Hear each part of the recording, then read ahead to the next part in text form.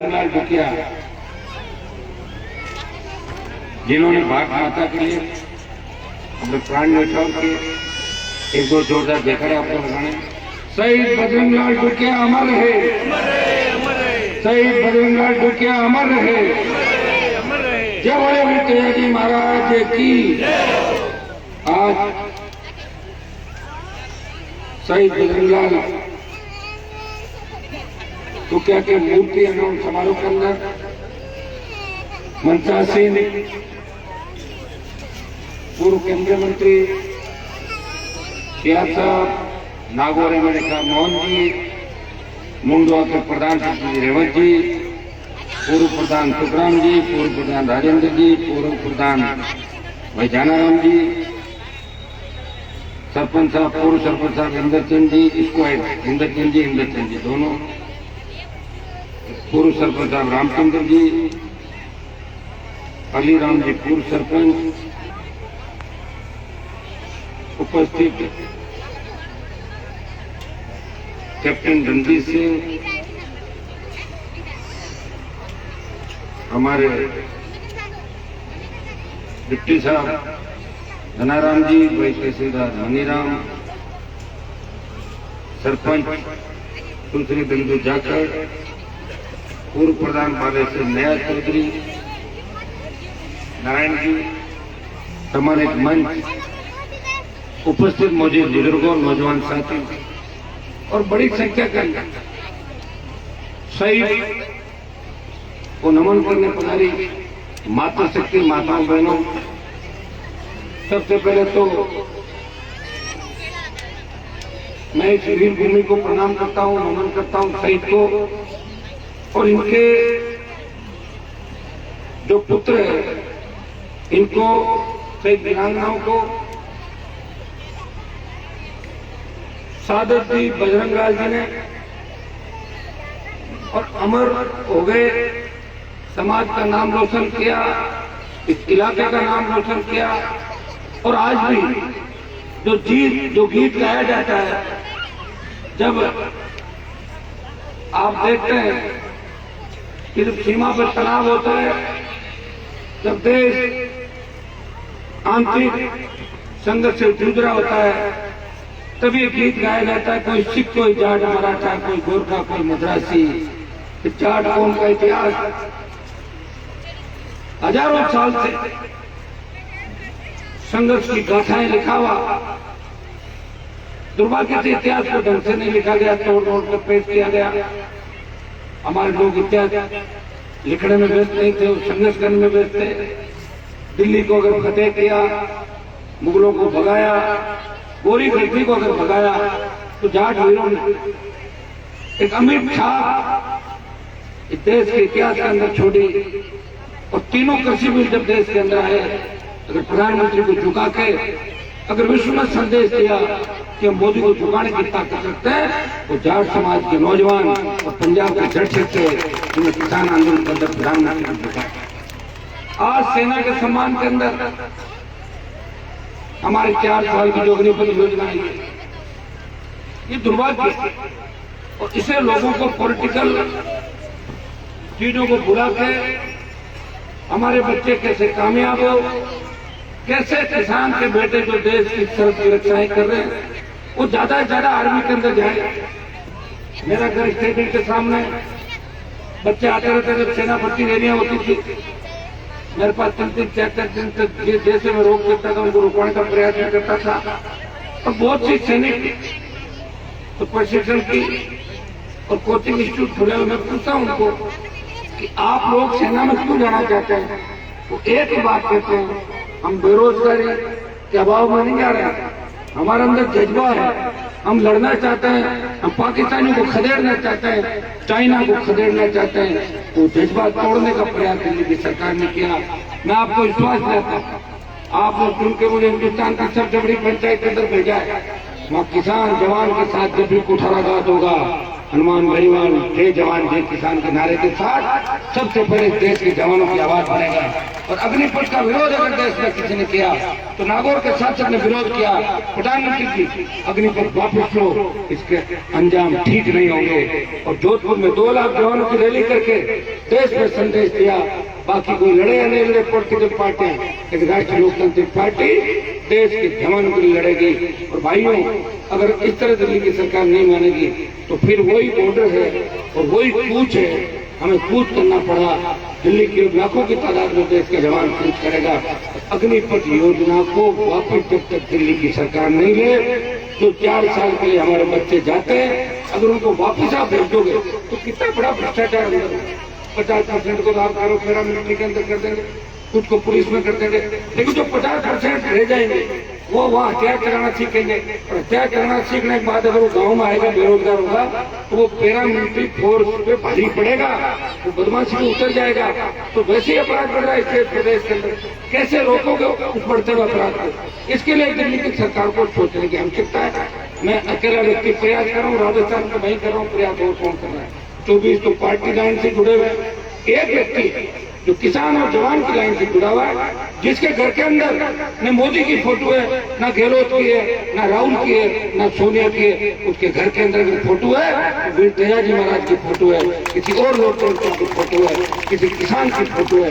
ले भाइयों, मुझे अगर डर लगता तो आपका लगता है, और ये आपके आशीर्वाद का परिणाम है। कितनी विकट परिस्थितियां मैंने देखी। आप एक बड़ा इतिहास कर सकता है, अपने व्यक्तियों को छोड़ा नहीं। और जब आपका जरूरत पड़ी तो मैंने ये नहीं कहा कि मैं एमपी हूँ, मैं सड़क पे आ गया, सड़क पे बैठ गया और सत्ता को राजस्थान में ठोकर मारी 4 बार, और दिल्ली में सत्ता छोड़कर देश का कोई शासक अपने भाइयों के लिए 70 दिन देश में सड़क पर बैठा। नागौर का शासक था जिसने दिल्ली जयपुर हाईवे को जाम करके किसान कौम का मानव सम्मान देश के अंदर बढ़ाया। मैं आपको विश्वास है, जिस तरह सूबेदार बद्रीलाल ने साधक, जिस तरह वीर तेजाजी महाराज गाय के लिए अपने प्राण न्यौछावर किए और इतिहास पुरुष बन गए। जाट समाज नहीं, अभी मैं मध्य प्रदेश के अंदर गया था, 36 कौम वीर तेजाजी को मानती। और भाइयों, राजस्थान की विधानसभा और देश की लोकसभा के अंदर अगर तेजाजी के जयकारे के साथ किसान कौम के नेतृत्व की किसी ने बात करी तो नागौर के सांसद ने वादा किया कि जब भी देश का जवान किसान तकलीफ होगा, हनुमान बेनीवाल उनके साथ खड़ा मिलेगा। उसने अपनी पॉलिटिकल कैरियर की चिंता नहीं, टिकट की लाइन में खड़ा होना मैंने नहीं सीखा। मैंने कहा एक दिन आएगा जब मैं खुद टिकट बांटूंगा। आज वो दिन आ गया। राष्ट्रीय लोकतांत्रिक पार्टी इस राजस्थान के इतिहास में पहली मान्यता प्राप्त पार्टी है। इसका बोतल का चिन्ह है, तो बोतल के चिन्ह से हमारे 5 प्रधान बने, हमारे 3 विधायक बने, वापिस उपचुनाव में विधायक बने, और 3 गड़बड़ हो गया था, फिर भी आप लोग बोतल ही समझते। टायर के चिन्ह पे मुझे भेजा दिल्ली, 24 को लेके गया था। तब कई लोग कहते थे हनुमान जी तो मोदी जी की गोदी में बैठ गए। और जब किसान आंदोलन हुआ तो मैंने ये उनको बता दिया कि मोदी की गोदी में नहीं बैठा, मुझे गठबंधन की निकालने से करना पड़ा था। मुझे उन लोगों को जिले से भगाना था जो 50 साल तक ये धोखा दे रहे थे, उनको भगाने के लिए गठबंधन हुआ। और पूरी जगह भारतीय जनता पार्टी को भी फायदा, हनुमान बेनीवाल के गठबंधन से आरएलपी के जवानों ने राजस्थान के अंदर कांग्रेस का सुपड़ा साफ कर दिया। भाइयों, ये फिरोज जहां में खड़ा है, राजनीतिक रूप से भी मूलवाद समिति के प्रधान का अगर अपन लिस्ट निकाल कर देखेंगे, एक गांव के सबसे ज्यादा प्रधान फिरोज के बने। अभी भी पूरा जो पंचायत समिति के अंदर, इलाके के अंदर हमारे समाज का बड़ा गांव है। और निश्चित रूप से शिक्षा के क्षेत्र में सबसे ज्यादा नौकरियां हमारे बालक बालिकाओं को मिली। लेकिन दुर्भाग्य इस बात है, ये आजादी का जो बिगुल बजा, और उसके बाद अगर शिक्षा की बात हमारे नेता यहाँ पे करते, वो नहर लेके आते 60 साल पहले, तो नागौर कहाँ का काम है? हमारी बेटियों को, हमारे बच्चों को इस तरह नहीं करना पड़ता। मैं रिजल्ट देख रहा था IAS के, हमारे बगल की बच्ची जिसने 12th टॉप किया था कुड़कुड़ा की, हमारे जिले के बच्चियां तो खुद की मेहनत से अपने परिजन उनको अच्छे महंगे कोचिंग इंस्टीट्यूट और ट्यूशन करा के बच्चों को पढ़ा रहे हैं। अगर हमारी स्थिति 50 साल पहले ठीक हो जाती तो इस देश के ऊपर मारवाड़ के किसान के बेटों का कब्जा होता, बेटियों का कब्जा होता। दुर्भाग्य से नेताओं ने धोखा दिया, तो खड्डे खोद दिए। उन खड्डों को भरने में भी समय लगेगा, खड्डे भी भरेंगे, आपको आगे बुलाएंगे। आप चिंता नहीं करें कि फिरोज वही गांव है इसने 2003 के अंदर और फिर लोकसभा के दोनों चुनाव के अंदर, चाहे निर्दल लड़ा, बाद में लड़ा, और चाहे मोहन राम जी की जीत थी, चाहे दूसरे चुनाव थे, हमेशा आपने मुझे अलग नहीं समझा। और मैं भी विश्वास किया इस गांव के काम के लिए कभी पार्टी पॉलिटिक्स नहीं रखूंगा। हमेशा इस गांव का प्रत्येक व्यक्ति आगे बढ़े, एक संदेश जोड़ दूंगा कि आज भी राजस्थान में अगर आपस में लड़के कोई मरता है, हमारे समाज के बच्चे क्या समझे, वो एक दूसरे को गोली मार देते हैं, एक दूसरे को गाड़ी चला देते हैं। हमें इन चीजों को सोचना होगा। अब हमें दिमाग से चलना है। आजादी के 75 साल बाद अपने भाइयों को हथियार नहीं उठाना है, अपने भाइयों की इंसल तय करनी है। पॉलिटिकल जो चुनाव होते हैं, चाहे सरपंच के प्रधान, उन चुनाव के बाद आप सबको एक जगह बैठना है, जैसा दूसरे समाज के लोग करते हैं। हमें दूसरे समाजों से कुछ सीखना चाहिए। दूसरे समाजों की अच्छाइयाँ हमें लेनी है और उन समाजों की बुराइयां नहीं लेनी। यहाँ उल्टा हो रहा है, दूसरे समाजों की अच्छाई तो ले नहीं रहे और सारी बुराइयां अपने पास ले ली। नशा जितने जवानों के अंदर पड़ रहा है, इसमें एक एमडी का नशा, अफीम, लोडापोल, शराब का नशा, हमारी पूरी युवा पीढ़ी खात्मे के तलाश लगता है लोगों को। लोग हमसे चिढ़ते हैं ये कौम आगे बढ़ रही है, लेकिन लोग ये नहीं देखते कि धरती का सीना चीन 1000 फीट 1200 फीट गहराई से पानी निकाल के ये देश और प्रदेश में अनुत्पादन करते हैं। ये हमेशा संघर्षों के साथी बने। आज भी नरेगा के अंदर मजदूरी करने के लिए हमारी 50% आबादी नरेगा के अंदर मजदूरी करती है। इसके लिए कौन जिम्मेदार है? इसके लिए हमारे वो लीडर जिम्मेदार है जिनके हाथ में सत्ता की चाबियां रही। भाइयों यही कहना चाहूंगा, उठो, अपने पढ़ाई की पहचान करो, एक दूसरे की मदद करो, क्योंकि जब बाहर निकल जाओगे ना देश के, तो हम लोग नहीं है, वहाँ जाने के बाद पता लगेगा कि हमारे से ज्यादा संख्या के समाज इस देश के अंदर है। तो उन चीजों का हमें विशेष रूप से ध्यान रखना है। फिरोज गाँव के अंदर लंबे समय बाद मैं आया, किसी कार्यक्रम के अंदर आने में देरी हो गई, इसके लिए क्षमा प्रार्थी हूँ। लेकिन मैं आपको विश्वास दिलाता हूँ इस गांव को हम विकास के अंदर पीछे रखेंगे। अभी कुछ सड़कें जो बजट की घोषणाएं थी इस गांव के चारों तरफ से निकलेगी और गांव के अंदर जितना भी बचा हुआ सीसी का पार्ट है, चाहे बेटवाड़ की तरफ से बची हुई रोड है, चाहे आपकी चारों तरफ की रोड है, इनको अच्छी रोडें बनवा देंगे, सारी सीसी रोडें बनवा देंगे। और स्कूल में एक लाइब्रेरी की मांग गाँव वालों की तरफ से प्रधान जी की तरफ से कही गई है, तो 15 लाख रुपए की डिजिटल लाइब्रेरी फिरोज के स्कूल के अंदर खुलवा देंगे। आपको कह रहे हैं सरपंच साहब काफी परेशान है, कागज तो लिख के देते नहीं मुझे, लेकिन फिर भी कह रहे हैं साहब मैं सरपंच साहब गया 10 लाख रुपए इनको घोषणा आज ही करता हूँ, क्योंकि हमारे पास पैसा 2 साल का मोदी जी ने बजट छीन लिया हमारा कोरोना के नाम। तो जितना पैसा उससे ही काम करेंगे।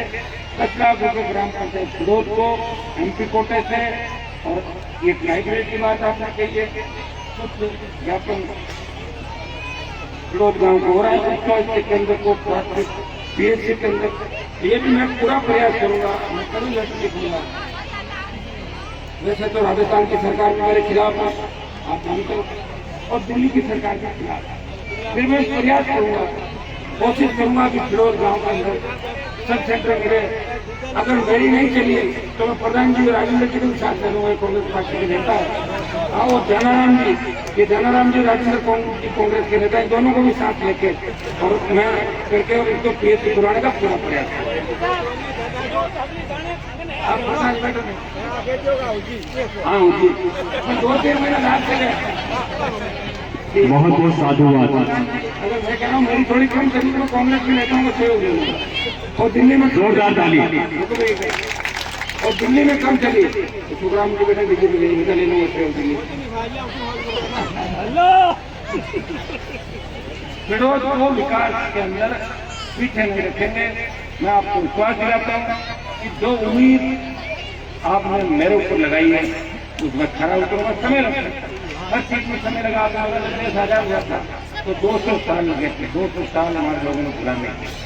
अंग्रेज व्यापार करने के लिए आए थे, व्यापारी बन के, और यहाँ राजा बनकर चले गए। हमारी कमजोरी है, हमें हमारी कमजोरियों को दूर करना।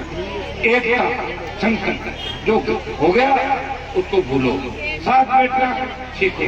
गांव में चीज का भी ध्यान रखो कि गांव का अगर कोई बालक बिगड़ रहा है पूरे गांव की जिम्मेदारी है, उस परिवार को समझा, उस बच्चे को सही दिशा तब सरकार डाकुओं को सही ले आती है।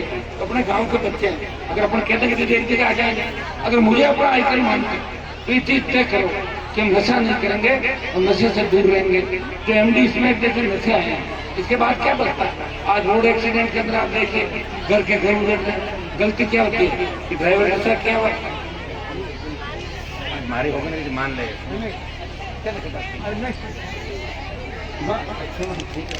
ये समझ